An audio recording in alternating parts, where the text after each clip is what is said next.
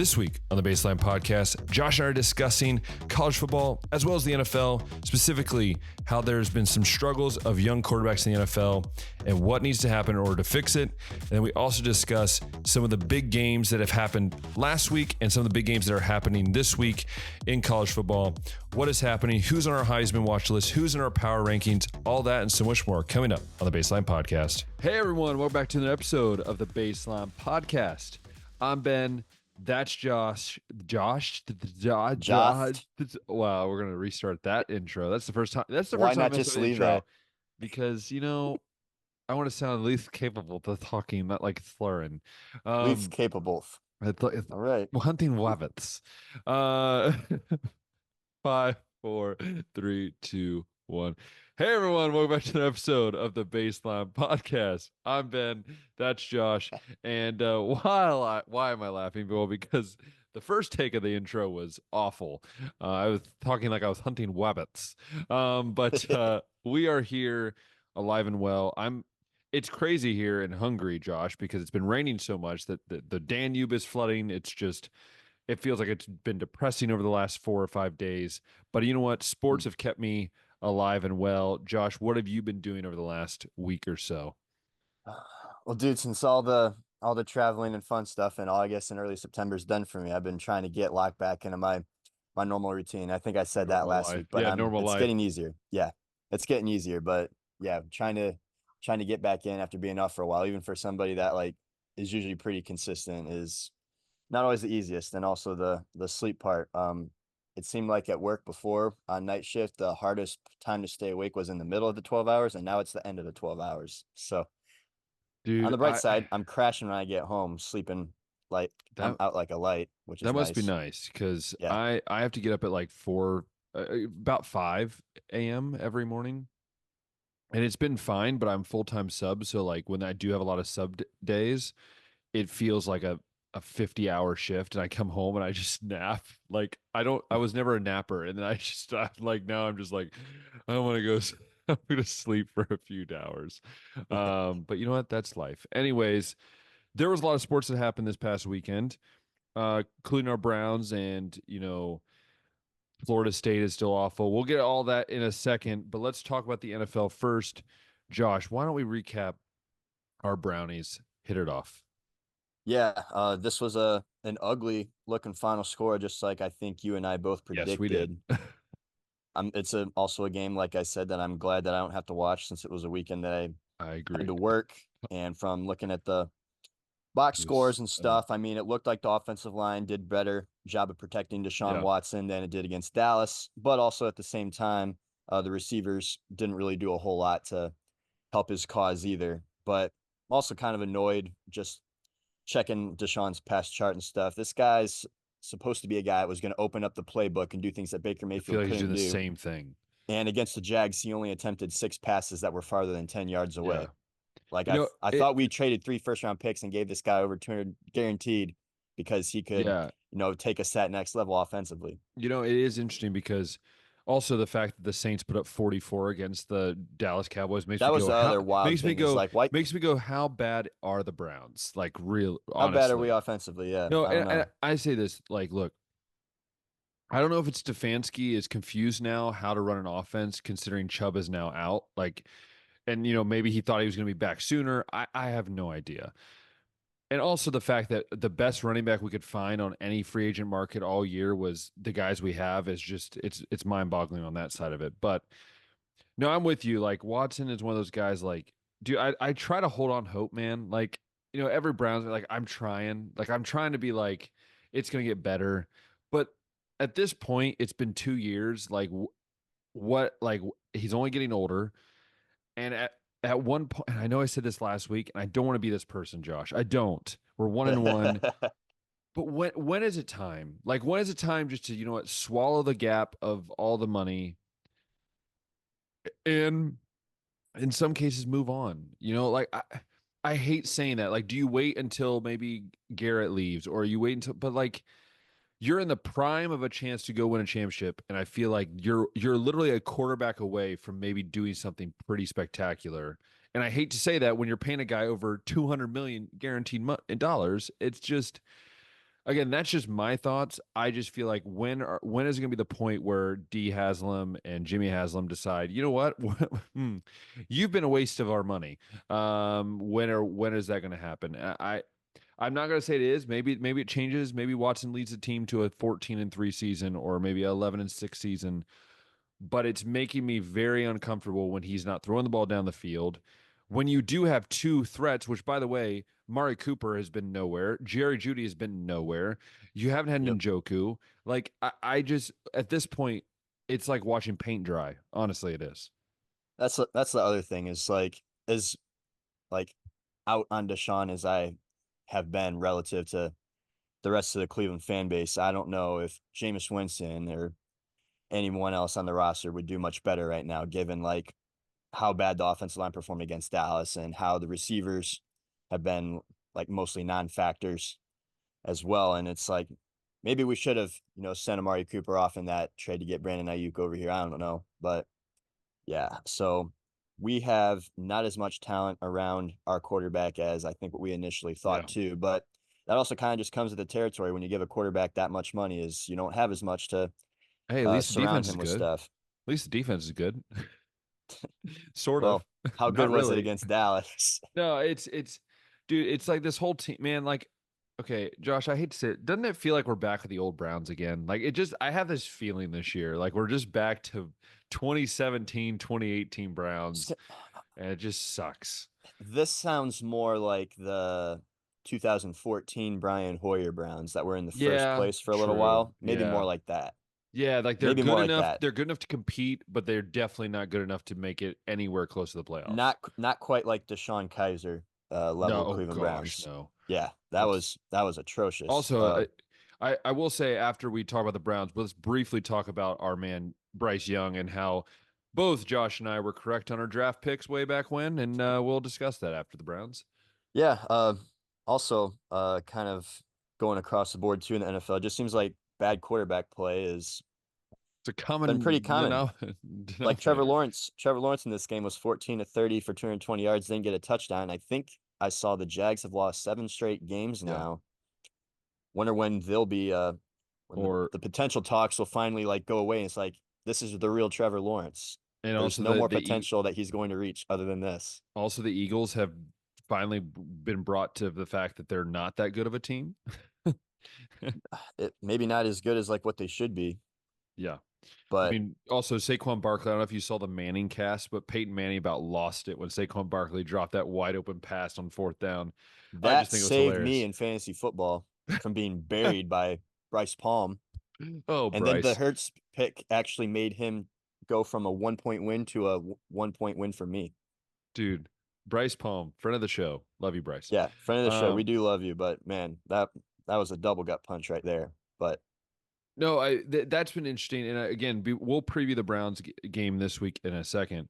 But let's talk about Bryce Young real quick, because I'm curious, because Josh, we were one of the very few, like I've listened to a lot of like lower level podcasts, not mainstream. Everyone was saying Bryce Young was the guy, right? He's better than CJ Stroud. There's going to be some revisionist history with this, but and we both said, and we on multiple occasions, all the way up through the draft, even after the draft happened, we're like, Panthers might have made a mistake here, because CJ Stroud has shown. Also, I would like to point out that Ohio State QBs are 4-0 right now, and Alabama QBs are benched. Is a bench player, is 0 of his last 7 in Jalen Hurts, and Tua's got a concussion. So my thing is this, that Ohio State QBs aren't that bad. No, but CJ Stroud, we look back at CJ Stroud versus Bryce Young. I know a lot of people are saying, well, Bryce Young's on a bad team. I'm like, well, if you look at CJ Stroud's rookie year, he didn't have a great team around him. He just figured out a way to make things happen. I think, and this is maybe making a bold statement, that this is the Bryce Young that is there when he doesn't have talent. And maybe this is starting to show who truly Bryce Young is as a quarterback, as himself.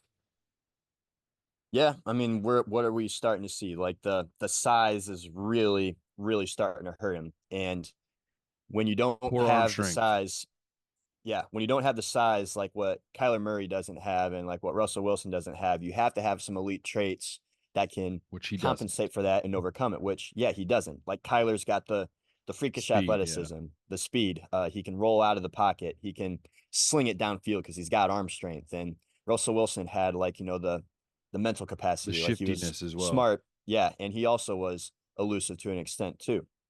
But Bryce Young hasn't been like that. He's granted athletic, not a freak athlete. He also doesn't have the arm strength, and Alabama never really wanted him to throw the football downfield. As our friends at Menace to Sports used to say, when Chris and Zach would talk about the comparison, Bryce Young, as Zach said, was a sandbox quarterback.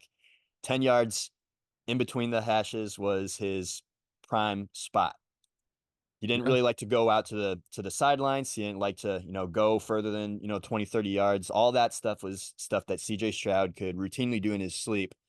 It's just the thing that we were concerned about with CJ was, does he have that it factor? Does he have that ability to, I guess, be a gamer like what Bryce was? Bryce would go out there and try to win you a game, and CJ just kind of seemed indifferent at times until that Georgia game in the playoffs. And it's like, man, we knew CJ could do that all along. And then during the draft process, everybody's talking about Bryce and the smarts, all these like traits that were just like, what are we talking about here? Because CJ's got all of these, and let's just say it was even that close. Wouldn't you want to go ahead and take the bigger quarterback that could see over the offensive line, who, by the way, is still jump athletic into the air to throw balls? And he's also field? still athletic. It's not like CJ Stroud's a stone brick. Like, he can run. Yeah, dude, this whole thing, like, they're benching him. And also the fact they got benched for Andy Dalton is just like, that's just got to be like a stick in the side for Bryce Young. Like, of all the guys you get benched for, is a guy who's like 35 and barely can move, and is going to be the guy that, and like, I know the coach came out and said, well, he's our quarterback. I'm like, is he? Is he? Well, I don't think they're going to give up on him immediately, but no. I think Mel Kiper brought up a good point. I don't know if you saw his rant. No. Okay, so I don't remember if Mel Kiper was pro Bryce or pro CJ or anti either of them, but I'd be willing to bet he was all about Bryce Young given his track record and how terrible he is at evaluating talent. But that to the side, he pointed out that CJ Stroud obviously has been the better pick so far, and the Panthers have obviously not gotten what they wanted out of Bryce, and so they've flipped like everything on Bryce. Like, he's had 3 different offenses that he's had to learn, including a new one this year, and they did not play him through the preseason to get actual game reps in it. So you're putting your number 1 pick in a really bad position as it is.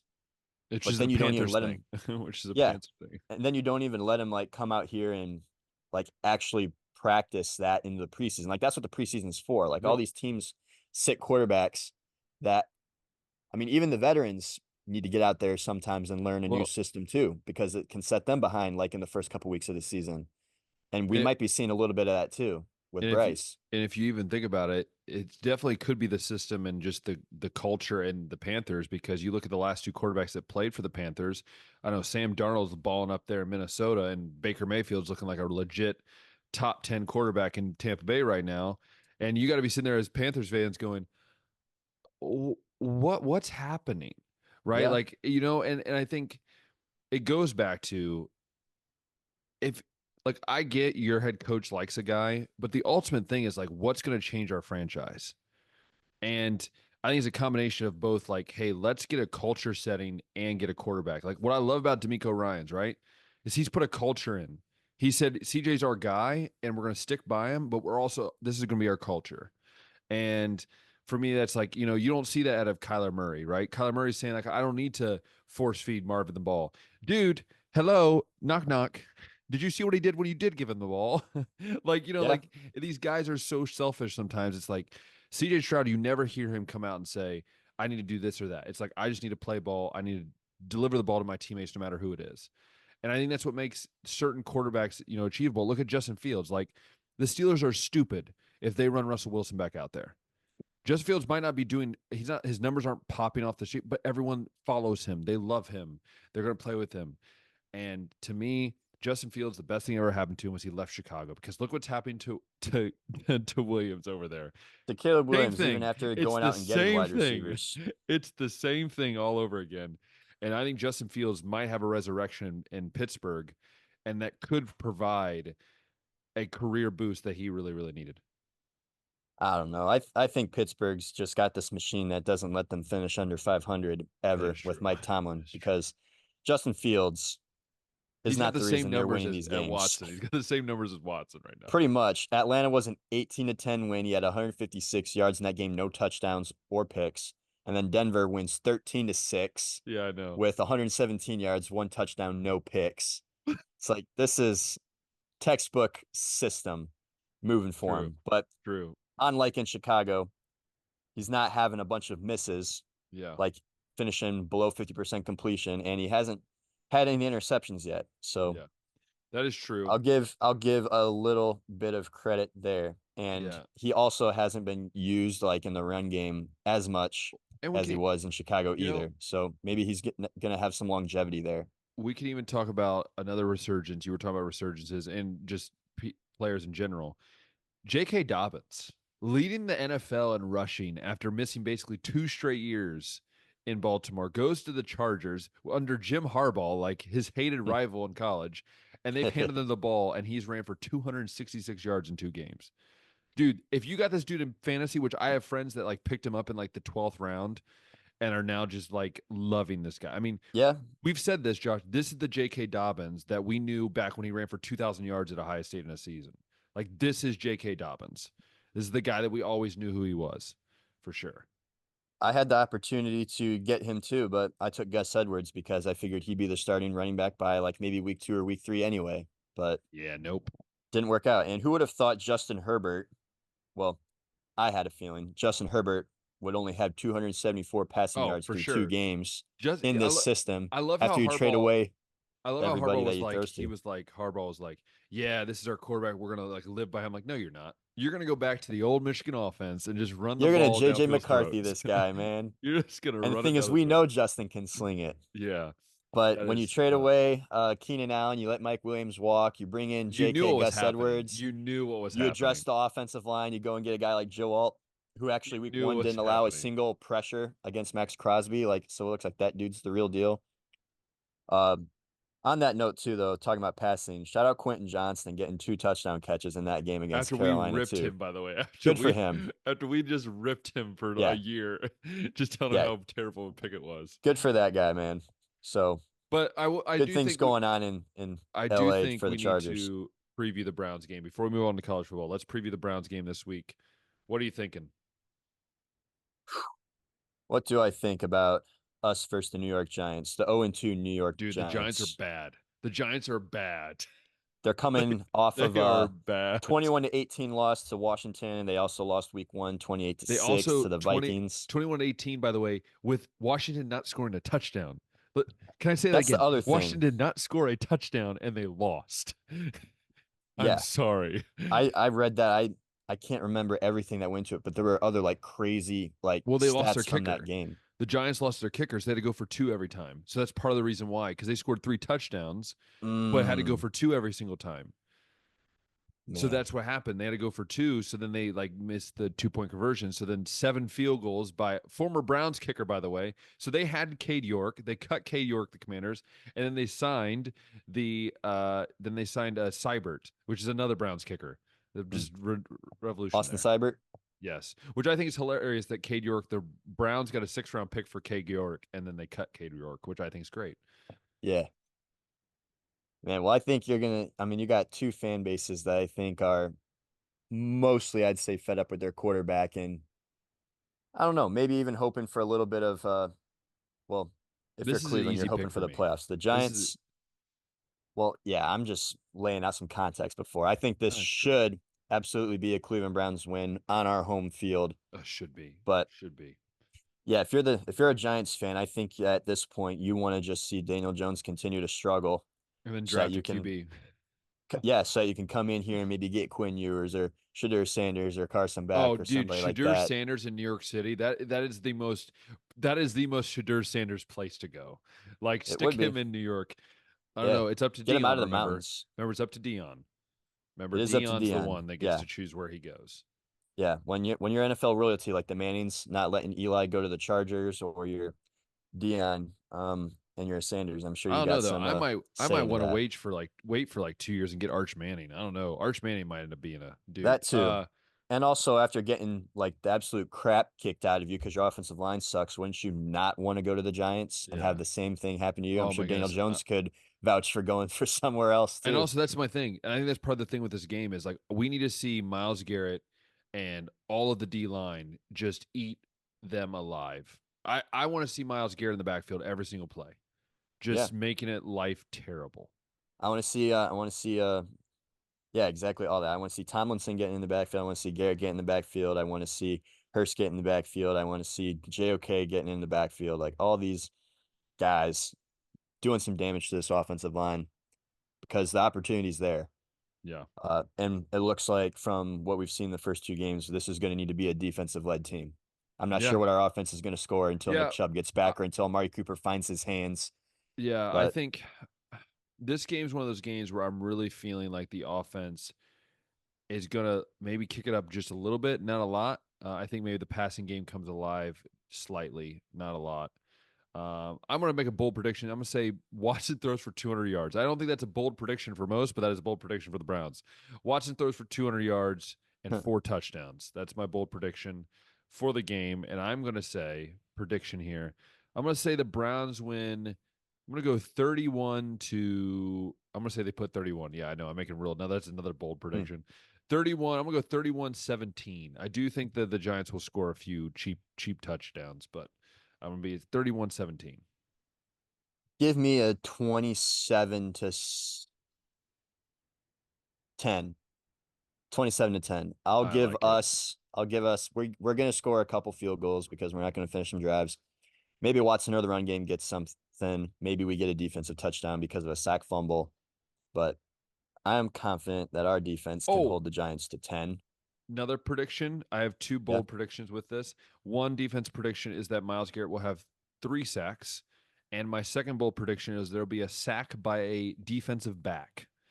Either a corner or safety, there will be a sack by a defensive back. All right. A nice nickel blitz off the side. Ooh, I always love that. So what are you giving again? I got 27 to 10. 31-17. And 31 to 17. All right.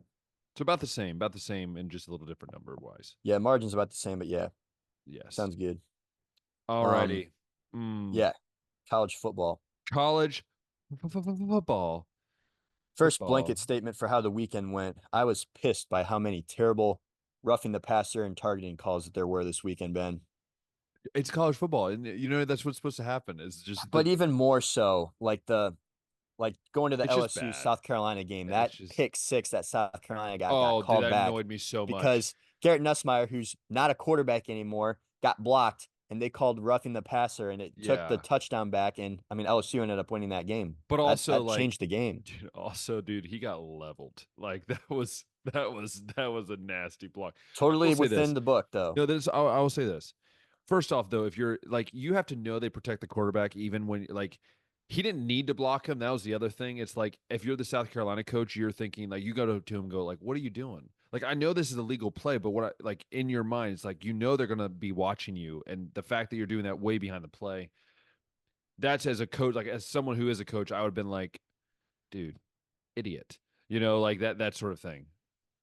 Maybe a little bit. But there were other calls. No, agreed. I saw where also targeting South called Carolina, when a guy had his helmet hit the quarterback's butt.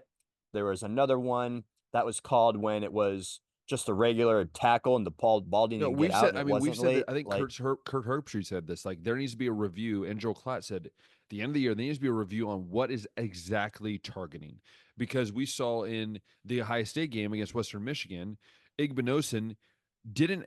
Like he wasn't trying to use the crown of his helmet. The guy was already leaned down as he was trying to go through the tackles, and Igbinosun just so happened to have his head straight there, and it grazed. That's a split-second thing happening. You can't change like that.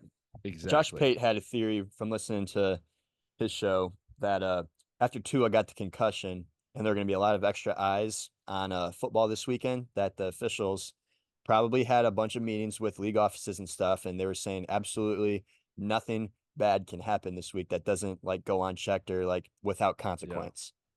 Maybe there was a little bit of that, but it's also I hated it. But it's also this, Josh. It's like I sit here, and even as someone who coaches quarterbacks, who I'm always telling my quarterbacks to protect themselves. Like I still believe the old adage of football. Like if you put yourself in harm's way in football, like that's your problem. If you're a running back and you lower your head, like if you're an offense, you can't penalize a guy who's going in for a tackle, who's already bent down for a tackle because he's going for the legs, right? He's going to wrap up around the legs, and you just so happen to lean down your shoulder and you connect helmets. Like, come on. Like, or if you want to do the way the NFL guys play offense and have all these crossing routes into the center of the field, making your wide receiver super vulnerable. Yeah. Like, we just allow bad offensive play to happen. Yeah. So at the end of the day, that's just, and also going to the South Carolina game. I mean, you think about it, like if South Carolina doesn't lose their quarterback, they would have won.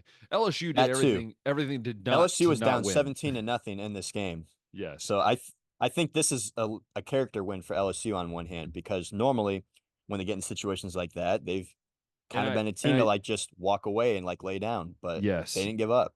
And I do want to talk about, obviously we didn't talk about Tua, and I want to real quickly answer this question, Josh. Does Tua need to retire? Yes or no?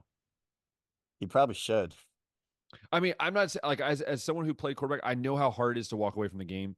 But at this point, I hope they put him on IR. I think Stephen A said this. Like, I hope they put him on IR so he allows him to think about truly what he needs to do, because he's out for 4 weeks. It allows him to think, going like, do I really want to risk everything in the future? So you just got that $250 million fully guaranteed contract. I think now you got that money. Unless there's an injury clause in there, you have that money. So for me, that's interesting. But then going on to some other topic before we preview games, I want to get your thoughts on Florida State, right? I think it's hilarious because someone brought up and I just read it tonight. Someone brought up like a quote from Mike Norvell when he was at Memphis and said, sometimes the grass is not always greener on the other side. When he was at Memphis, other teams were trying to recruit him to coach. And he was just saying that it's not always a great, and I just think it's hilarious because he said that way back then, and look where he is now. And remember, he went on that rant at the end of last year about how they deserve to be in the college football playoff. And I'm going, do you now? They did though. I know, but last year's team. What do you think? Like, do you feel like this is a lesson for all of us that we can't just hype up a team because of what's on paper and we need to see them play first? Well, Nick Saban watched them in practice and then made them his pick to win the ACC. I think what it shows is that it takes more than talent to win at the college football level. And also, if you're going to live by the portal, you're going to die by the portal. You got to be able to recruit those high school kids that bleed Florida State for 3 to 4 years. When you get these guys that are coming from these other teams that maybe their heart isn't all about that university, they're just looking for that opportunity to play or to win. And if you can't give it to them, they're not going to be as invested. Like, these are all things that we've seen. Like, we saw it with Mel Tucker and Michigan State with the Kenneth Walker team. Looked insane, won 10 games or whatever. And then the next year they fall off a cliff. And I think when you use the portal like as that big of a tool, you're going to have or be a lot more susceptible to these seasons where you really fall off. Like, this is another thing that Josh Pate was talking about. Well, it's even like the fact that they were going after Cam Ward. They didn't land Cam Ward. They get DJU. DJU had a good year last year at Oregon State. I'm not going to say he didn't. He had a pretty solid year last year at Oregon State. By his standards, it was like typical DJU production. But it was solid for a guy who was in the Pac-12, and he comes to Florida State, and he looks like the quarterback that everyone said he is now. And it's like, it's crazy to think that this dude was the third best quarterback coming out of high school, and he's looked nothing like it, right? His brother's a better defensive end than he is a quarterback, right? So for me, I just think, this team they almost need to hit the reset button. At this point, it's like, well, it's a lost season. Like, even in the 12-team playoff area, if they run the table and go 9-3, they're probably done. Yeah. It's rough. Also, DJ's got to get some help from his receivers too, like Deshaun does. So there's a lot of drops. And Arch Manning has arrived, Josh. He has arrived on the scene so much so that his Heisman odds are the same as Quinn Ewers right now on DraftKings. Now, I will say, once he plays an SEC like tough opponent, I cannot wait to see if he's actually as good as advertised. We'll have to wait and see. Personally. Other thoughts from around the league is that some of those teams that struggled in week 2 we bounced back. Oregon 49-14 win over Oregon State. Notre Dame responds 66-7. What was another one? Florida. Oh wait, no. No, they lost to Texas A&M. And yet Lagway is still not your quarterback yet, huh? Still yet. Haven't decided to put him out there. Missouri, close call, 27-21, Boston College. I will be honest, they do not look that good. Like, I'm just gonna be honest after watching that game. Missouri doesn't look too hot. Offense, I got questions about. Yeah. Oklahoma, 34-19 that against great. Tulane. Just not that great. They're not a great team. It's okay. And then Georgia. Tennessee looks great. Oh, yeah. Tennessee looks exactly like you'd want them to against a team like Kent State. And Georgia does what they always do, go to Kentucky and barely win. Which, if you look at the last 4 times they went to Kentucky, it happens every single time. Last year, they had some close calls with South Carolina, some close calls with Auburn. I mean, But the fact that they dropped him from 1, I'm like, seriously? This is what we're going to do, AP poll? Like, okay. We'll see. And that's the thing. I love what RJ Young. I don't know if you saw the RJ Young segment, but RJ Young said, you just gave Kirby Smart the best thing you could have ever given him. Is like, hey, there are people out here that think you guys aren't that good. Right. And he said the same thing about Ryan Day. Like, they keep dropping Ohio State. He's like, you've given Ryan Day and Kirby Smart, who have the 2 best teams in the country, like, here you go. Here's bulletin board material. Use it. We'll see how long Quinn ends up being out. But yeah, there's time that they don't have to rush him back. I think it's still a couple weeks before they got like a big matchup they have to worry about. UTSA, I think, this week. No, UTSA was this week. They have is it Monroe? They might have University of Monroe or something like that. I'm not sure. Let me find it. It's a bad team. Is it a bye this week?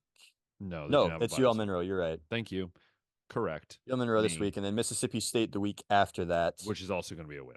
That'll also be a win, absolutely, dude. Mississippi State.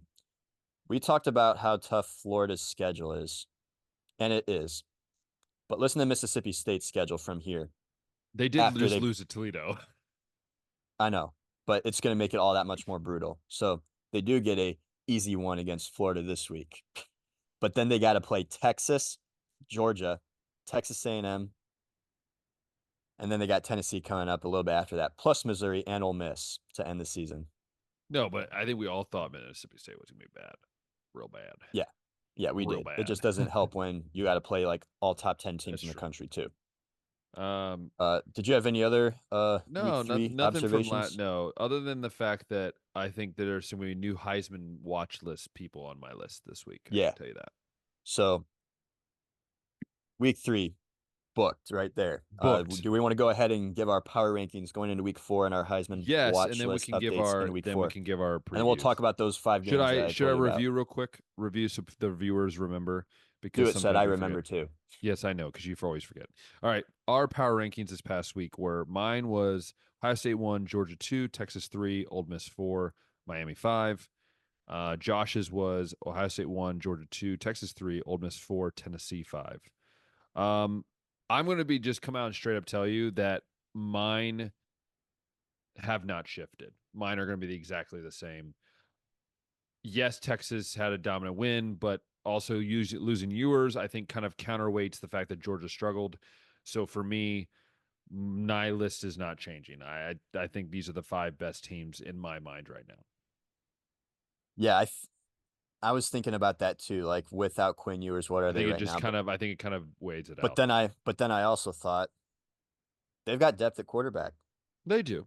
Maybe Arch isn't going to go out and win you a game against Georgia or Alabama, but you also don't have to worry these next couple weeks because you know you're in good hands. Yeah. But yeah, I'm kind of ultimately with you. And I've seen Georgia go ahead and do it to a team that, like, I think we still kind of respect, Clemson, 38-3. So everybody, I'll let everybody have like their one clunker. I was even generous with Oregon, but then they had 2 clunkers and I was like, can't do it. So keeping yours the same. I'll keep mine the same as well. I thought about flipping Texas. This is a rarity for us. I don't think we've ever both kept it the same on the same week. Every time we've done this, but this is we've had times where like we've kept it the same as our previous, but switched. At the same time, where both of us did that, Well, this is Heisman's not going to be the case. This is where it's going to get real interesting. I'll go through my list first. So my list was Quinn Ewers 1, Carson Beck 2, Cam Ward 3, Ashton Genty 4, Travis Hunter 5. You had Quinn Ewers 1, Carson Beck 2, Travis Hunter 3, Cam Ward 4, and Ashton Genty number 5. Now, this is interesting. I'm gonna start with my number. We usually start 5-1, right? Yeah, we start 5-1. So Number 5 for me is, do we start 5 or we always start 1 first? We usually go 5 and we build do up the 5. suspense. Yes. Yeah, that's true. 5 for me is an interesting one. Because I had Travis Hunter there, and I don't think Travis Hunter is at 5 anymore. I think he played 120 some snaps, which is just 2 touchdowns ridiculous. and an interception Ridiculous. against Colorado State. 5 for me, and this is gonna feel extreme, but I don't mean it in a bad way. I just mean it more in like what is going on right now. And I'm gonna put Quinn Ewers at 5. I'm dropping him 1 to 5, just because, not because I don't think he deserves to not be in the one. I just don't know how long this injury is going to keep him out. I don't know if it's going to be a 1-week injury or if it's going to be a 4-week injury. We just don't know. So that does worry me.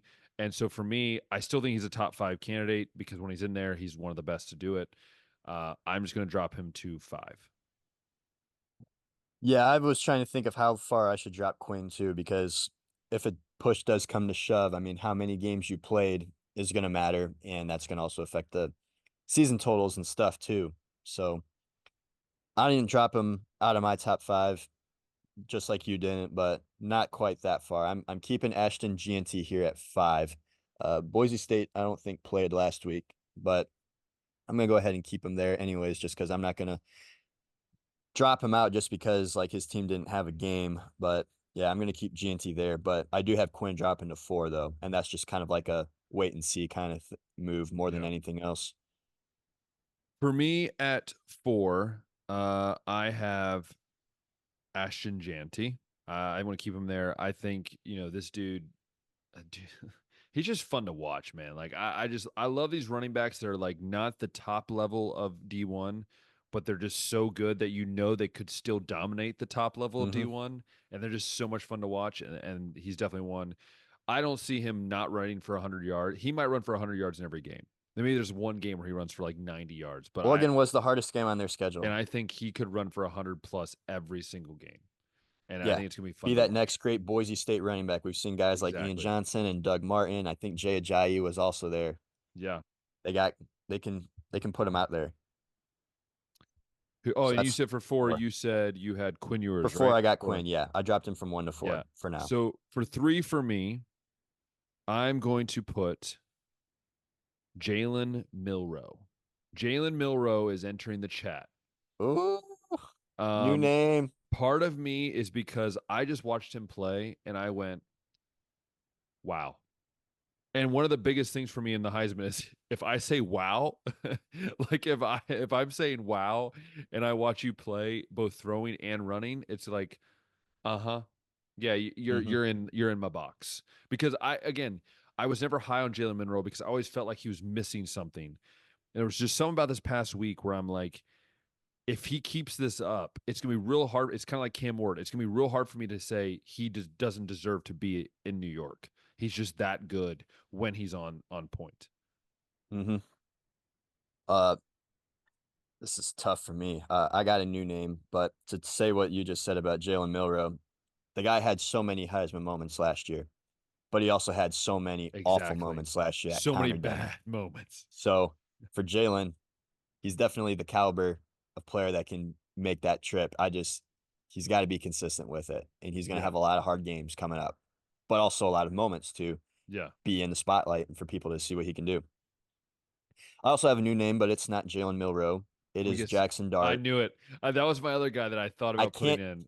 I can't keep this guy out anymore. He's been leading the nation in passing yards, and he just did it again to Wake Forest, who's a Power 5 team. So that's kind of what I was waiting to see with like Nico and some of these other quarterbacks. Like, okay, we saw them dominate against like a FCS school week 1, but what can they do when they got to play against some teams that can recruit, these 3 and 4 star kids? But yeah, I've seen a lot from Jackson Dart. I think highly of Ole Miss, and I'm going to go ahead and throw him in here at number 3.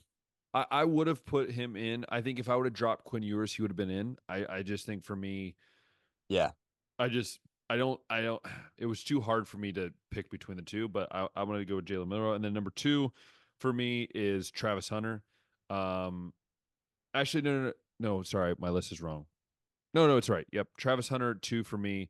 I think Travis Hunter is one of those guys that, and I think it was someone said it I was listening to that said, like, if he puts up, let's say 1,300 receiving yards, let's say he has 12 receiving touchdowns, let's say he has 60 tackles and let's say 8 interceptions, how is he not winning the Heisman, right? Like if he's Yeah. putting those numbers up, right? So for me, he's number 2, and I think he's starting to slowly but surely pull himself away from the rest of the pack.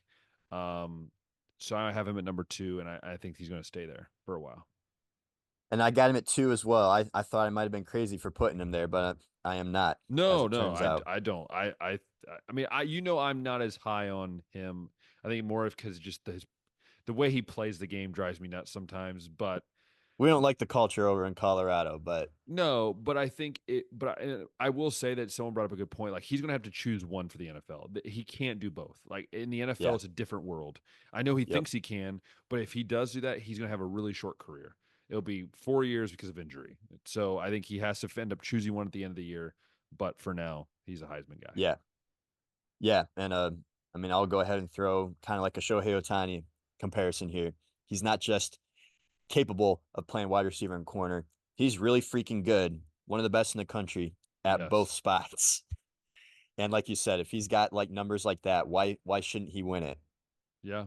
We've seen guys like Jabril Peppers play offense and defense. We've seen guys like Charles Woodson play offense and defense, but we haven't seen it to this extent. Yeah. And to this level on both sides. Like not just coming in for like a jet sweep on offense or just, lining up to, play like as a nickel corner or something like that every now and then, where you got legit talent here. And we do want to point out that Colorado will not be winning many games. We just think he's very good. Like I don't want this to be misconstrued with we think Colorado's really good. I don't know how many Heismans have like won when their team went like 4-8, but Travis Hunter could be the first, maybe. Yeah, well, bad. That'd be fun to check to see the records of every Heisman winning player over the years. But Colorado's bad. Yeah, this could be the first time that like team absolutely sucked, but talent was just too much to ignore. And I think number 1 is going to be the same for both of us, I'm guessing. Is it or not? Cam Ward? Cam Ward, my man, is just he's on another level right now. And I think there's only a few guys right now that could say they're on that level. I think, look, we both dropped Carson Beck, and I think we both agree that part of the reason is because he has not looked like a quarterback. We gave him some slack. The first few weeks, we kind of gave him some slack. We cut him some slack. We said, you know what? Maybe it's just early. This is showing out to be that Carson Beck is maybe not that good of a quarterback. And for a guy that led the 5th highest scoring offense and for the guy for the guy that has a private jet NIL deal. I'm just saying, you have to be good if you have a private jet NIL deal. You deserve to be good. But yes, I think Cam Ward is he's a freak. And part of me is like, I wish the Ohio State would have went after him. But then again, Will Howard is going to probably be in this list at some point. Maybe Caleb Downs. Like I always forget that we haven't had a single Ohio State guy on this list right now. And yet they might like be at the beginning of the year, I was like, there's got to be an Ohio State guy, but I think it could be a case where it's like there's too many guys that are gonna like split votes and they won't all go to one guy maybe. But we'll also like wait to see like who ends up being like, dominant across the country. But on the note of Ohio State, and also kind of a little bit about Alabama's talented receiver, Ryan Williams and Jeremiah Smith continue to ball out in their freshman years, Ben. Also, Ryan Williams is 17, by the way. Stupid. I know. But I bring that up because there's good wide receivers in college football. Like we just talked about Travis Hunter. Luther Burden's really good. Isaiah Bond is really good.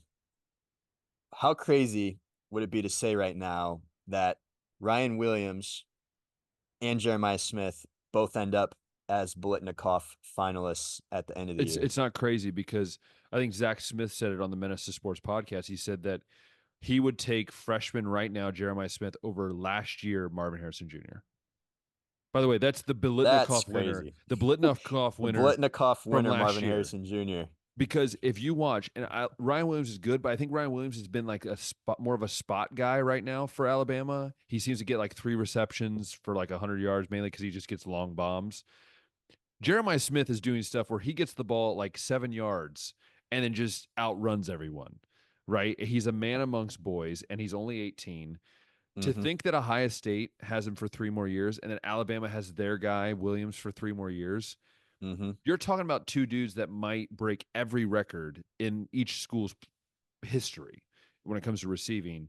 And it's not far-fetched to say that Ryan Williams and probably more Jeremiah Smith could probably play on an NFL team right now.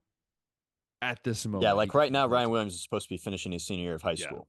But Jeremiah Smith, if I put him on the Browns right now, he might be the 4th best receiver on the Browns right now. And I'm not kidding when I say that. I legit mean that. The guy is very good, yeah. And it's also like these are 2 schools that are rich in wide receiver history and talent. Like Alabama, you can go from Julio Jones to Amari Cooper to Calvin Ridley to that team that had Judy and I'm blanking, Devontae Smith. But even you think about Henry Ruggs. You think about too, though, Josh, is that the Alabama's wide receiver core right now is not that deep. Like, what I mean by like they're talented deep, but like really experienced guys or guys that you're like I would count on. You look at Ohio State. He's number 1 really on the depth chart. He's starting over Emeka Egbuka. Really, if you look at it, he's been a starter for the last 2 years. He's starting over Carnell Tate. He's starting over Brandon Inniss. He's starting over a numerous of other guys that, by the way, are all 4 and 5 stars. Ohio State might have the deepest wide receiver room we've seen in a really, really long time. Like Jaden Ballard, who's like 7th on the depth chart, would probably start at any other D1 school. While also being maybe one of the youngest they've had too, with Jeremiah being a freshman, Inniss and Tate were like 2 guys that you guys were excited about getting last year. True freshmen. And so for me, I just tell people, I love the fact that Jeremiah Smith is just a baller. And I think with that, we lead into previewing the games for this week and then finishing up the show. I'm going to say that Ohio State's going to win. By the way, we're not going to talk about Marshall for Ohio State really at all. But did you like what the coach said for Marshall, where he said that if he wants to transfer, I saw that. I was like, if Jeremiah Smith mysteriously decides to transfer to Marshall next year, we all know why. I don't blame the guy. You know, he's just like, you know what? Screw it. We're going to get killed. Also, Tudor's Biscuits. Did you ever go to the one that was near Cedarville? I never did, actually. I never did. Been one time. I will say this, though, is that Marshall, it was funny. Someone's like, Marshall's coach basically just admitted that they're going to get blown out by 50. Like, because he ended up saying, like, this is the best team I've ever seen on film. Like, dude, could you just, like, not encourage your team at all? Just be like, hey, let's go and get killed by 50. But yeah, Ohio State's going to win by like 50. It's not going to be close. But they're a 40-point favorite right now. We have a couple games we're going to preview, and then we'll move on to a final couple topics at the end. Yeah. I got 5 more here for you, Ben. We got another banger, top 25 matchup on a Friday, like last week with Kansas State and Arizona. This time, though, it's 24 Illinois at 22 Nebraska. This is honestly the first real test for Dylan Raiola, I'd say. Illinois, I think we both respect their defense a lot more than anyone else that Nebraska has gone up against this year. But also, who would have thought that these teams would be top 25 by week 4 and that we'd have this matchup of 3-0 teams? Yeah, I mean, I like Nebraska. I don't think they're going to sustain it. I don't see them sustaining it to the level. Maybe they'll finish 8-4, 9-3, but I don't think they'll sustain the level that some Nebraska fans that I know are saying that Nebraska is going to go and beat Ohio State in the championship game. And I'm like, okay. All right. Yeah, let's not go crazy on us here. But I do like Dylan Raiola. I don't know. What do you got in this game? What do you think the score is going to be? Well, this is tough. So like Dylan Raiola has gone up against UTEP, Colorado, and Northern Iowa. He's completed at least 70% of his passes in all those games. He only has 1 interception, and he's only been sacked once.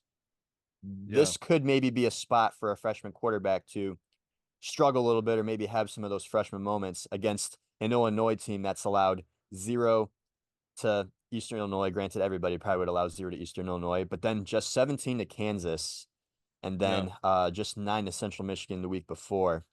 So Dylan Raiola might have some maybe some freshman mistakes in this one, but I also think Nebraska is a complete enough team that while it might be close, I think they can still pull away. But I would expect, this is probably going to be typical gritty Big Ten West football. I'm going to give Nebraska a 25-21 win here. Close. Yeah. I expect Raiola to have his like freshman moments, but I think the rest of the team is solid enough that they can overcome those. Yeah, I think I'm going to go. Oh, yeah, I think I'm going to go Nebraska wins this game. I'm going to go 20. Like, I think they'll keep it going for a few more weeks. I think it's going to be 27 to 17, 27-20. I'm going to go 27-20. I think that Nebraska pulls it out. A squeaker, as I like to call it. Yeah. Also, the Illinois defense, they got 6 interceptions this year, but they also only got 5 sacks. I'd like to see that a little higher, yes, given that you've gotten to go against the Colorado offensive line for one. Or not Colorado, that was Nebraska. Illinois. I'd like to see them have more than 5 sacks in 3 games, though, given that they haven't gotten to go against anybody tough. But yeah. The other big one that we have here, and we also got a quarterback change. USC at Michigan. We're going to get to see Alex Orji as a full-time starter, not just a Wildcat quarterback. Yeah. And we also have USC as a 5-point road favorite going to the Big House. I wonder when the last time that's happened, that Michigan's been a dog at home. Yeah, man.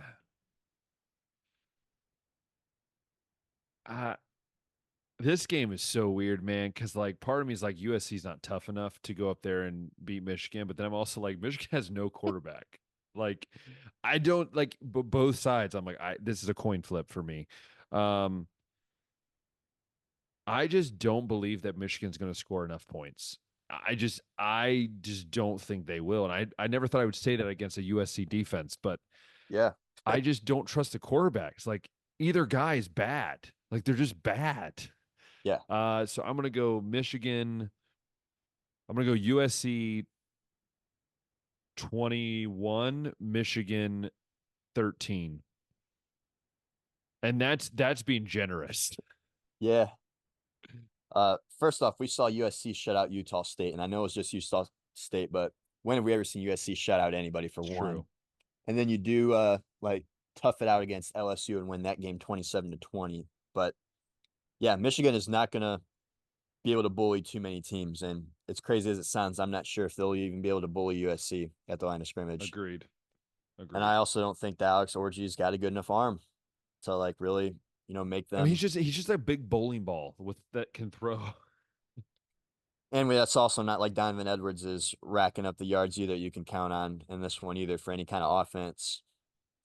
True. It's just basically going to be like Michigan's defense is going to have to be absolutely elite to shut down Miller Moss in this USC offense. And I don't think that while they're good, they're not great. They're not that defense anymore. So I'm going to go ahead and give USC the win here and to cover that 5. Give me USC 30-20. Ooh, I like it. 30-20. A little high scoring, but I like it. Next up on the docket. Yeah, we got another top 25 matchup. It's great, Ben. We're in conference play. We're in top 25 season. We got Utah at Oklahoma State. And is Cam Rising playing in this game? I'm not sure. I just know that Ollie Gordon has not been the Ollie Gordon we thought he was going to be. Yeah. Go ahead and give me your thoughts. I'm going to see if I can find any news on Cam Rising. Yeah. I know he had that finger issue. Yeah, dude, I don't know, man, because like it's hard to go against Utah in these early September, October games. I feel like Utah tends to play well early in the season. And with Ollie Gordon, like I don't know what I'm getting him. It just seems like every week it's something else. Like he doesn't just, one of my buddies, he's in my fantasy league. He has Ollie Gordon, and he's like, I'm thinking about dropping Ollie Gordon from my team. And I'm like, crazy. No one had ever thought of saying that last year, but it's kind of the way he's playing this year. It's kind of similar to Donovan Edwards as well. Like, where's Donovan Edwards? He only shows up against Ohio State. So it's like, for me, I'm going to give this to Utah. I think even if Cam Rising is not playing, I think the defense is going to somewhat keep them in this game. And I'm going to go Utah, let's say Utah 24, Oklahoma State 17. I'm going low scoring because I just don't know if either team's really going to get anything going offensively. But I think a couple scores will be squeaked out. Yeah, Ollie Gordon, 3.5 yards per carry through the season so far. Also, quarterback Alan Bowman over there is like on his 3rd or 4th team. He's also like Cam Rising. Like these quarterbacks, I think I said this I think I read that the quarterback matchup between Cam Rising, which he is going to play, I found that out, and Bowman was older than, I can't remember which 2 NFL matchups they point out to, but I was like, that's wild. That is wild. The CJ Stroud Caleb Williams matchup, yeah. Caleb Williams and CJ Stroud combined for a younger age than Allen Bowman and Cam Rising. That's wild.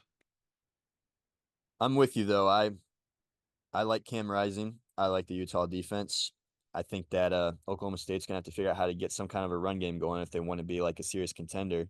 But yeah, I'll go ahead and take Utah here. Utah is only a 2-point favorite. They think it's going to be a close one.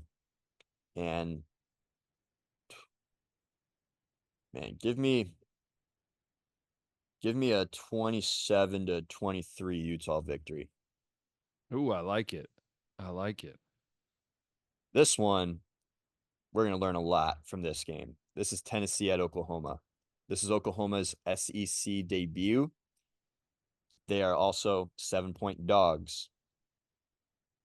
And they've come off a couple games where they haven't looked like they need to, especially against a team like Tennessee that it looks like Tennessee's looking more and more complete as the weeks go by, and they can win with more than just Nico Maliava throwing it all over the place. I think this could be some trouble for Oklahoma, Ben. I think this could be embarrassing potentially. Yeah, I've heard Young even come onto his show and talk about how, he's very concerned about his Oklahoma, the fact that they can't really they're not consistent on either side of the ball. And I just think this Tennessee is going to be too much for them. Again, this is their first real test in the SEC. And for me, I think that Tennessee is going to be a lot to handle. And I'm going to give Tennessee the edge here. I don't think it's going to be that close. I think Tennessee is going to pull this one out. I'm going to go 34-20 Tennessee. Yeah, I'm trying to figure out how many points I'm going to give Tennessee in this one because they're only 7-point favorites right now. The over/under is 57.5. I'm like, I don't know. Like I want to say Tennessee puts up 50 on the board, Ben. Oh, but I'm gonna hold myself back a little bit and say Tennessee 45, and I'll give Oklahoma 24. There you go. I think the over clears, and I think Tennessee more than covers that 7-point spread. Yeah, and then at that point, what do we think about Tennessee after a win like that? Okay, that starts putting them on notice, right? I would think. I mean, is that gonna be like top 5 in the power rankings for you? I mean, it depends on the other teams, but yeah, probably. I mean, yeah, because I know like it'll depend on like what Miami does from here on out, and some of those other teams that you got there, but yeah, it will depend for sure. Yeah. But yes, there's a good shot. So the other one that I threw on here that's not top 25, but I thought interesting just because undefeated Big Ten team versus a team that we were very high in the ACC, and I don't want to like give up on them just yet, but Rutgers at Virginia Tech. Couple things from this matchup. Rutgers, first off, if they can pull this off, they got to play Washington, Nebraska, Wisconsin without Tyler Van Dyke now, UCLA. They can maybe see themselves in the top 25 at some point. And then Virginia Tech, who we both were very high on. Was too high on. Maybe a little too high, but got a little hyped. If they can't make it out of this one, Ben, they got to go to Miami the week after that. Yeah, and at that point, the season could be lost. Yeah. Who would have thought Rutgers would be a must-win game? What are you thinking on this one? Yeah, so Rutgers has gone against Howard and Akron. They've dominated as they should. Virginia Tech, as we know, lost to Vanderbilt early in the season. They would have liked to see them win by a little bit more against Marshall and Old Dominion, but they got them done. And now they're going to go against, Big Ten team over here. Kyron Jones hasn't been as dominant as I would like to have seen him at quarterback. Through those 3 games, he's got 628 passing yards, 4 touchdowns, 2 picks. His QBR is 69th in the country at 54. Meanwhile, on the Rutgers side of the football, like I said, they've been winning as they should, and it's been honestly not even really because of a quarterback play either. The big dude from that transferred from Minnesota's only got 377 yards. Running back wise, they got a couple guys that are averaging over 5 yards a carry or just about. So Yeah, I'm trying to find stuff that maybe could be like a clear edge in this one, and I'm not sure I'm finding one either way. Virginia Tech's a 3.5 point favorite, and they are at home. I might go ahead and lean them at 20-17 Virginia Tech, I'll say. It's tough. I will say this. I'm going to here we go. All right. All right. Heads or tails? I think you got to make that call since you're making the pick. You choose heads or tails. I'm choosing for you. Yes, heads or tails. Okay, for those listening, Ben's gonna flip a coin here. Yes. That's where we're at. This is the first coin flip pick of the season. Heads is for Rutgers. Tails is for Virginia Tech, right? That's who they're discussing, right? Virginia Tech. Virginia Tech will be tails. Yes, Virginia Tech will be tails. Give me a heads.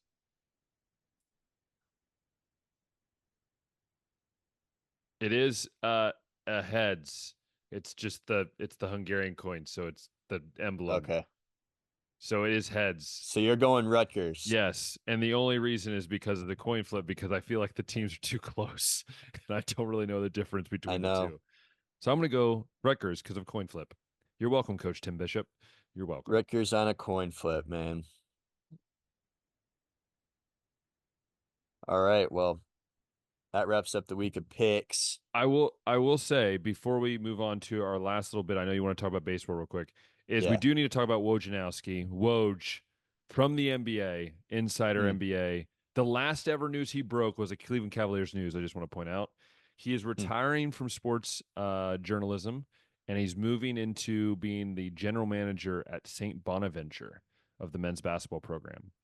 Whoa. So a very big move, but I think if you know, I looked into Woj. He's from St. Bonaventure. He loves St. Bonaventure. I think this is him saying, I'm done with all the chaos of sports reporting, and I'm ready to just focus on the game of basketball and help. I'm ready to be asleep at 3 a.m. and not have to have my phone go off during the summer and NBA free agency. So anyways, that's the new news that I wanted to share. But now let's finish up the show by talking a little baseball before we call it a show. Yeah. Like I've been saying, Ben, we got so many guys that I think almost any given year would have won an MVP if Shohei Ohtani and Aaron Judge didn't exist. But got to give some shout outs to Bobby Witt Jr. here. Oh, dude. Got his 200th hit of the season.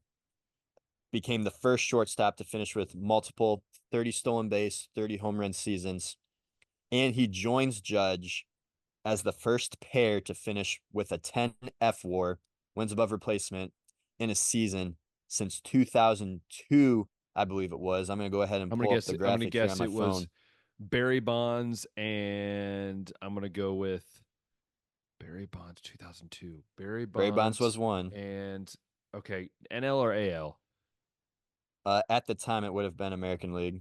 At the time, American League, which means actually the whole time he played, it was American League. I don't know why I said that. Well, now you just tricked me there. It's not a pitcher, right? It's just a hitter, right? Correct. Not a pitcher. Also a fellow steroid user. Oh, well, okay. Alex Rodriguez. And Barry Bonds in 2002. I love how you just tell me steroids and I knew exactly who you were talking about. Yeah. But yeah, Bobby Witt Jr., man, got to be the best shortstop in the league right now with the season that he's having. And dude, it's just the too Royals bad. Made such a great job of locking him up before this breakout year. Yeah, it was a good call. Paying the guys before the contract comes up, before the rookie deal ends. But yeah, darn shame for a couple of reasons. One, because he's on a team that plays my Cleveland Indians all the time, and it's always somebody that we got to go up against and deal with. But also because Aaron Judge has 53 home runs, 136 RBIs, and is right behind him for the batting title right now. Bobby Witt's hitting 331, Judge is at 323.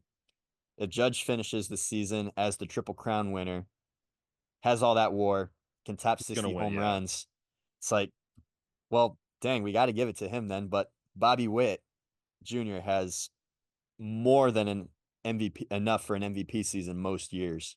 Oh, yeah, for sure. Because he's got 32 home runs, 108 RBIs right now, and a 984 OPS plus. That's like I said, more than enough usually. And then right behind them in the batting chase, Vlad Guerrero hitting 322, 28 home runs, 97 RBIs, and they were talking about 942 trading OPS. him. That was the crazy part. Is Blue Jays were talking about trading him how many times? Yeah. And Bo Bichette, like just giving up on the season for them over there. But yeah, that's what's going on in the American League, Ben. National League wise, The Reds still suck.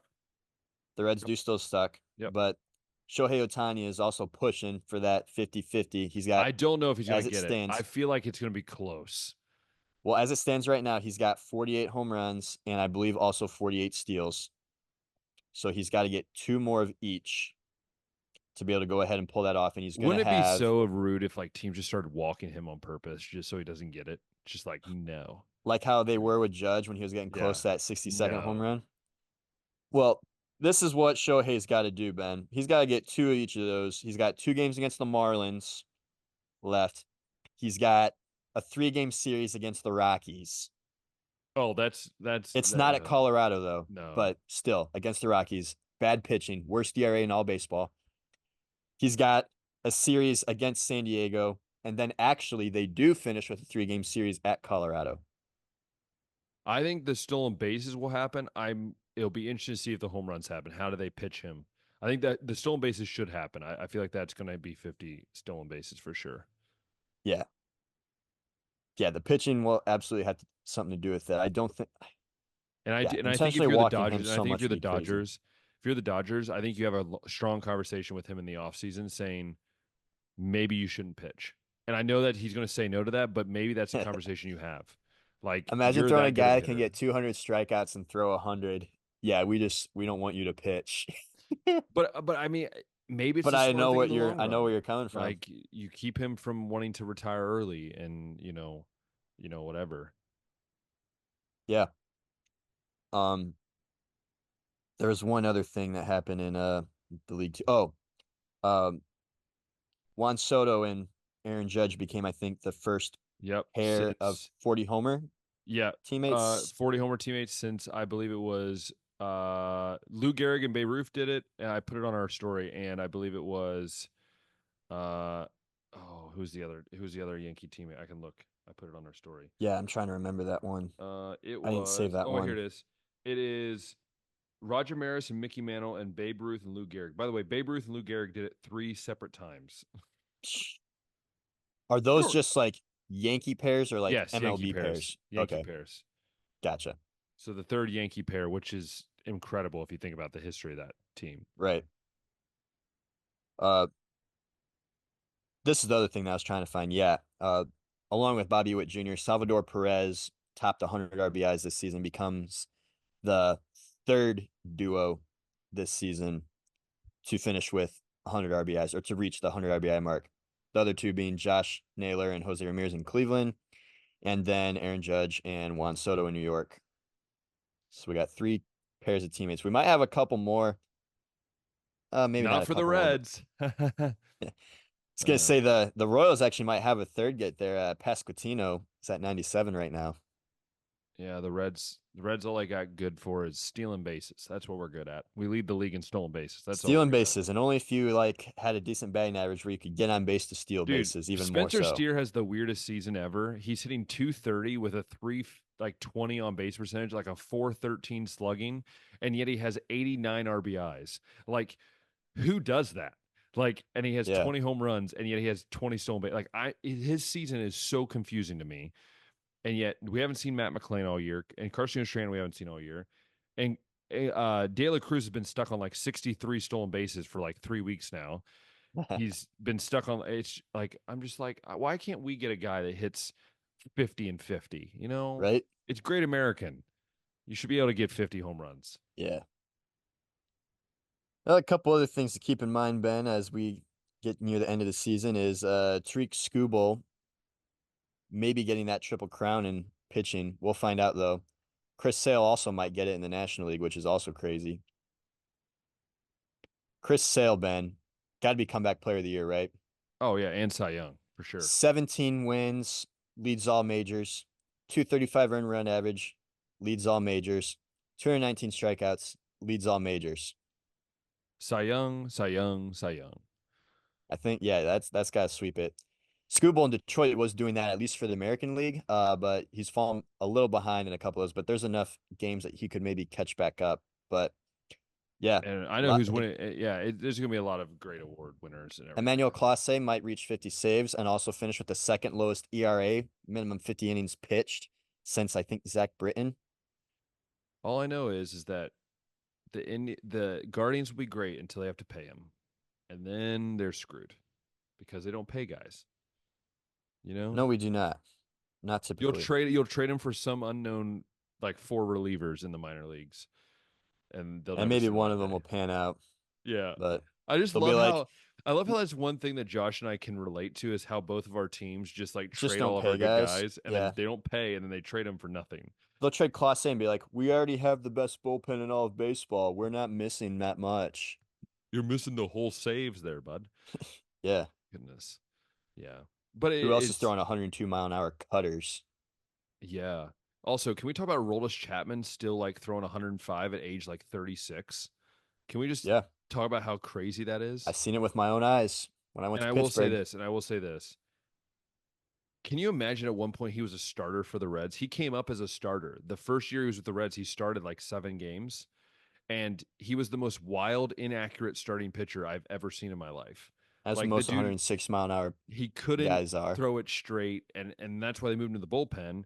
And he always says he would love to go back to Cincinnati at one point because he loved his time there. It was just the fact that we were in a losing time and we had to trade him for something.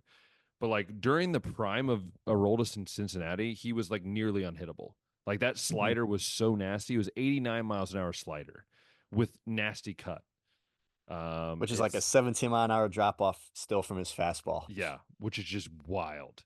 Yeah, and that's the only 2 pitches he threw, and I think that's what hurt him when he went to other places because he needed to develop a changeup, which he finally did.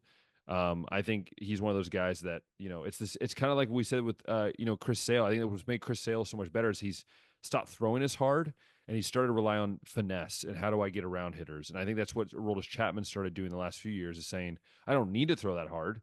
I can just throw a lot of nasty pitches and get that's around what can guys. keep you going very long. That's what Greg Look at Maddux Bronson was Arroyo. the master of. Look at Bronson Arroyo, my dude. Man. Dude threw 84 miles an hour his final year, fastball. I threw harder than him his final year. 84. And yet he's still... Jimmy Moyer was probably 82, 83. Yeah, nuts, something. But anyways, do you have anything else you want to top it off, or we good? No, man. Heck of a show today. Heck of a show. That's what I'm talking about. What a show. And I will say that I think Josh and I are due, once our lives get a little more settled in and we figure out what's going on in our lives, maybe when the winter comes around, we will have guests reappear. We haven't had a guest on in I don't know, 8 months. It might be the last time we had a guest. I got some ideas, but I do too.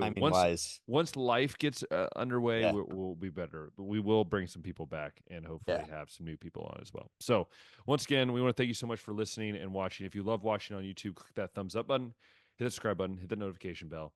Allows us to see that you're enjoying what we're doing. You can comment below. Who do you think will be the next person to get 50 home runs, 50 stolen bases? If Ohtani gets there, which I think we both think. If Ohtani becomes the first, who will be the second? Yeah, who will be the second? Who will be that next guy? I have 2 in mind. I would like to hear what yours are below. Maybe we'll discuss that in the future. And then also, if you love listening on Spotify or Apple Podcasts, make sure you give us a 5-star rating and share it with your friends and family. And as always, until next time, we'll see ya.